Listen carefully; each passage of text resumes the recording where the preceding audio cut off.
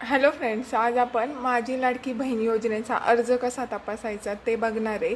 कारण भरपूर अशा महिलांची तक्रार आहे की अर्ज कसा बघायचा.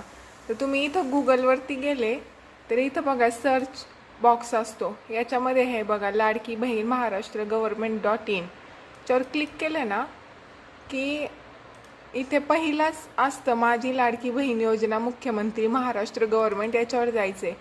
याच्यावर गेलं की हे पहा, हे पूर्ण लाडकी बहीण योजनाचं जे मुख्य होम पेज आहे ते तुम्हाला इथं दिसतंय. याच्यामध्ये मुख्य पृष्ठ, योजनेची माहिती, आवश्यक कागदपत्रे, अर्जदार, लॉग इन, ही सगळी माहिती तुम्हाला इथं दिलेली आहे. आता इथं पोर्टलवर प्राप्त अर्जाची एकूण संख्या हे बघा इथं दिलेली आहे, आणि पोर्टलवर मंजूर अर्जांची एकूण संख्या ही पण इथं दिलेली आहे. ही संख्या जास्त आहे, ही कमी आहे तुम्हाला दिसते. आणि एकूण लाभार्थ्यांची संख्या, तर हे आकडा इथं त्यांनी दिलेला नाही आहे. आता याच्यामध्ये त्यांनी काय सांगितलं आहे बघा, की राज्यातील महिलांच्या आर्थिक स्वातंत्र्यासाठी, त्यांच्या आरोग्य आणि पोषणामध्ये सुधारणा करणे आणि कुटुंबातील त्यांची निर्णायक भूमिका मजबूत करण्यासाठी महाराष्ट्र राज्याची मुख्यमंत्री माझी लाडकी बहीण योजना सुरू करण्यास महाराष्ट्र शासनाने 28 जून 2024 रोजी मान्यता दिली. या योजनेमार्फत महाराष्ट्र राज्यातील एकूण 21 ते 65 वयोगटातील पात्र महिलांना दर महिना 1500 असा लाभ देण्यात येणार आहे. आणि तो लाभ कसा देण्यात येणार आहे? DBT म्हणजे डायरेक्ट बँक ट्रान्सफर. आता हे काय झालं, योजनेची माहिती. आता इथं बघा पात्रतेसाठी जे निकष इथं दिलेले आहे, महाराष्ट्र राज्याचा रहिवासी असणं आवश्यक आहे, आपल्याला माहीतच आहे ते. राज्यातील विवाहित, विधवा, घटस्फोटित, परिवक्ता आणि निराधार महिला, तसेच कुटुंबातील केवळ एक अविवाहित महिला, म्हणजे तुमच्या याच्यात जर समजा 2 बहिणी असतील कुटुंबामध्ये, दोन्ही अविवाहित असतील, तर त्यातल्या कुठल्या तरी एकाच महिलेला तो लाभ घेता येणार आहे. त्यानंतर किमान वय किती, 21 वर्ष पूर्ण पाहिजे, आणि 65 वर्षानंतर ही योजना तुमची तुम्ही ह्या योजनेत बसणार नाही. लाभार्थाचे स्वतःचे आधार लिंक असणे, म्हणजे नाही का बँक खात्याला आधार कार्ड लिंक असणं, ही सगळ्यात महत्त्वाची अट. आणि ह्यामुळेच खूप जणांचे अर्ज जे आहेत ना ते बाद झालेत. आणि लाभार्थ्यांच्या कुटुंबाचे वार्षिक उत्पन्न 2.5 लाखापेक्षा जास्त नसावे, हा पहिला मुद्दा. आणि दुसरा मुद्दा हा आहे की समजा तुमचं लग्न झालं आहे तर तुमच्या नवऱ्याने, आणि समजा नसेल झालं तर तुमच्या वडिलांनी कधीच ITR फाईल नाही केलेला पाहिजे. भले तुमचं उत्पन्न किती कमी असू द्या, पण जर तुम्ही ITR फाईल केलेला असेल आणि तो जर ह्यांच्या याच्यामध्ये दिसला, तर तुमचा जो लाभ आहे तो तुम्हाला भेटणार नाही आणि तुम्ही अपात्र यादीत जाणार आहात. ही महत्त्वाची गोष्ट आहे. आता इथं अपात्रता याच्यासाठी सुद्धा त्यांनी निकष दिलेले आहेत की वार्षिक उत्पन्न 2.5 लाखापेक्षा जास्त असले तर तुम्ही अपात्र आहात. कुटुंबातील सदस्य आयकरदाता, म्हणजे तेच ITR किंवा कर भरत असेल तर, त्यानंतर सरकारी कर्मचारी असेल तर, त्यानंतर इतर कुठला लाभ जर तुम्ही घेत असाल की ज्याची रक्कम 1500पेक्षा जास्त असेल तरीसुद्धा तुम्ही अपात्र ठरणार आहेत. किंवा तुमच्या कुटुंबातील सदस्य आमदार, खासदार असेल तर तुमचा लाभ बंद होणार आहे. कुटुंबातील सदस्य कुठल्याही भारत सरकार किंवा म्हणजे एक प्रकारे सरकारी नोकरीला असेल तर तुम्ही लाभ घेऊ शकत नाही. मग त्याच्यामध्ये तुम्ही सैनिक जरी असेल तुमच्या घरामध्ये कोणी, तरीसुद्धा लाभ घेऊ शकत नाही. आणि 4 चाकी ट्रॅक्टर वगळून, कारण ट्रॅक्टर जो आहे ना तो शेती उपयुक्त आहे आणि शेतीसाठी वापरला जाणार आहे, त्यामुळे तो वगळला तर बाकी जर 4 चाकी तुमच्याकडे असेल कुठलीही, टेम्पो असू द्या, छोटा हत्ती असू द्या, ट्रक असू द्या, कार असू द्या, तुम्ही अपात्रच आहे. आता अर्ज प्रक्रियेमध्ये पण त्यांनी सांगितलं आहे कशा पद्धतीने अर्ज करायचा आहे, तुम्ही वाचून घ्या पोर्टलवर गेल्यावर. आता तुम्हाला समजा तुमची KYC अपडेट आहे की नाही आहे हे जर चेक करायचं असेल तर बघा इथं अर्जदार लॉग इन दिले. आता इथं बघा आवश्यक कागदपत्रे, योजनेची माहिती आपण बघितली. आवश्यक कागदपत्रांमध्ये पण त्यांनी सगळे हे कागदपत्र दिलेत. तुम्ही पुन्हा एकदा बघा की हे कागदपत्र तुमचे बरोबर आहेत का. तुम्ही ज्यावेळेस तुमची KYC केली होती किंवा फॉर्म भरला होता त्यावेळेस हे सगळे कागदपत्र व्यवस्थित दिले होते का, आणि पहिल्यापासून तुमच्या कागदपत्रांमध्ये काही फेरबदल केलेला आहे का नाही आहे का ते चेक करा, कारण ते सगळ्या गोष्टी ह्यावेळेस चेक केल्यात. आता सगळ्यात पहिलं की आधार कार्ड अर्जामध्ये आधार कार्डप्रमाणे नाव नमूद करावे. म्हणजे तुम्ही जे काही आधार कार्डवर नाव आहे त्याचं आधार कार्डने तुम्ही फॉर्म भरायचा आहे. अधिवास प्रमाणपत्र म्हणजेच डोमासाईल, आणि जर समजा तुम्ही बाहेर राज्यातील असाल तर कमीत कमी 15 वर्ष तुमचं ह्या राज्यामधलं निवास असणं आवश्यक असतं.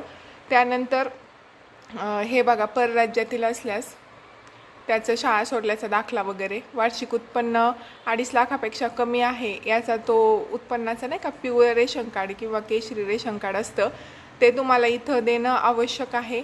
त्यामुळे तुम्हाला हे रेशन कार्ड पण आवश्यक आहे. जरी तुम्ही तिथं उत्पन्नाचा दाखला वगैरे दिला तरीसुद्धा रेशन कार्ड जर तुमचं पिवळं किंवा केशरी असेल तर तुमचा लाभ बंद होऊ शकणार नाही.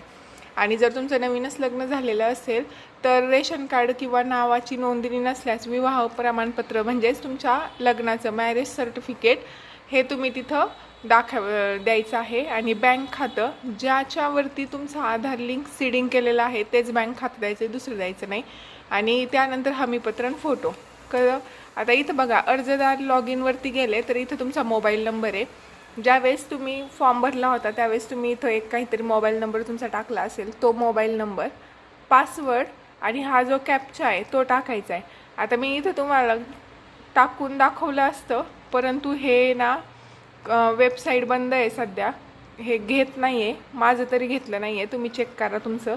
तर मोबाईल नंबर टाकायचा आहे, पासवर्ड जो त्यावेळेस टाकला होता तोच पासवर्ड टाकायचा आहे, हा कॅप्चा टाकायचा आहे आणि इथं लॉग इन करायचं आहे.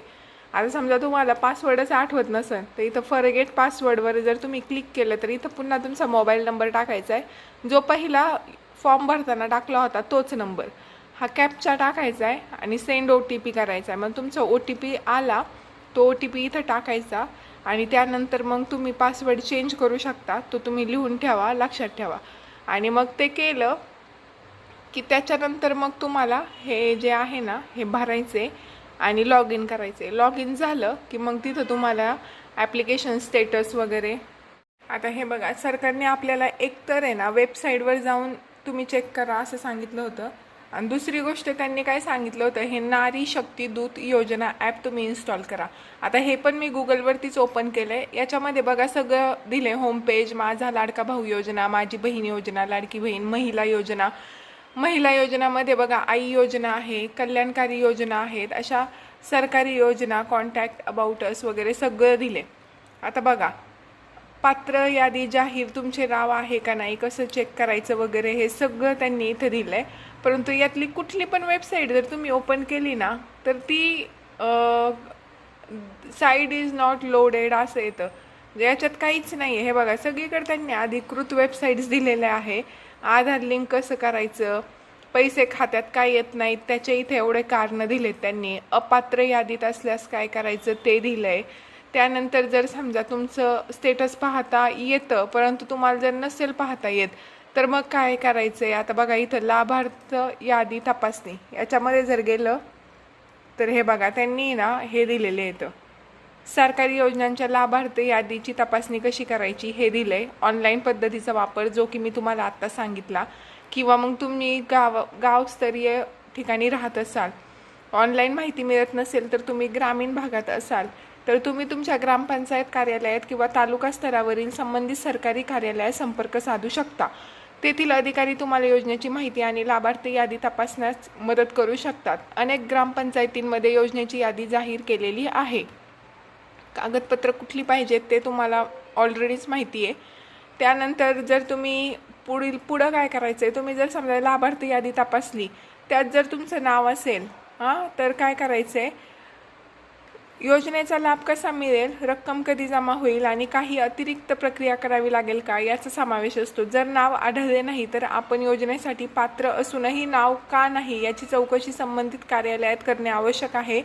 सरकारी योजनांच्या अधिक माहितीसाठी तुम्ही विविध सरकारी योजना मार्गदर्शन पोर्टल तपासू शकता, असं त्यांनी धडधडी त्यांच्या वेबसाईटवर दिले.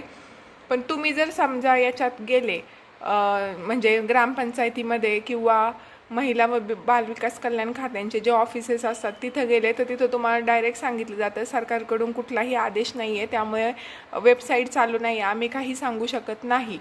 परंतु सरकारने ह्या सगळ्या गोष्टी दिल्या होत्या की तुम्ही नारी शक्ती दूत ॲप हे याच्यासाठीच काढलेलं होतं. माझी लाडकी बहीण योजनेची वेबसाईट पण बंद आहे, तर तुम्ही एकदा जर तुमचे अंगणवाडी सेविका वगैरे कोणी असेल ओळखीचं, ग्रामपंचायतीतलं कोणी असेल, एकदा तिथं जा आणि तिथं तुम्हाला भेटतंय का, तुमचं नाव दिसतंय का ते बघा एकदा.